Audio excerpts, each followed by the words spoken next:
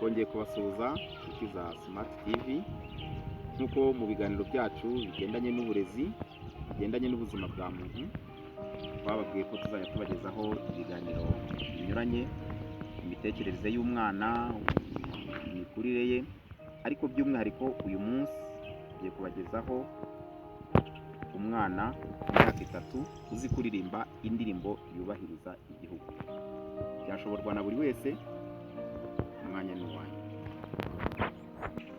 Rwanda nziza gihugu cyacu, huye imisozi ibiyaga n'ibirunga, ngo biduhatse gahoranisha, reka tukurate tukuvuge ibigwi, oh duhuje hamwe twese abanyarwanda, ko watubyahiwe basukira sinzi iteka,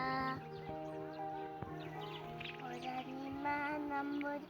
byiza ibyo tugukesha ntibishyikirwa, umuco dusa nikaturanga, ururimi rwacu kaduhuza, ubwenge umutima amaboko yacu ntigukunda zeri gutembera umubwiza, abakurambere w'intwari bitanze batizigama, baraguhanga bamukombe, batsinda umukoloni n'amazi y'ibihugu byayogoye Afurika yose, none uraganje mu bwigenge, tugukomera ko turi twese, komeza imihigo Rwanda dukunda, biga dukize kukwitangira, amahoro asabe kutuye, wishyuye wizane muri byose, uwangana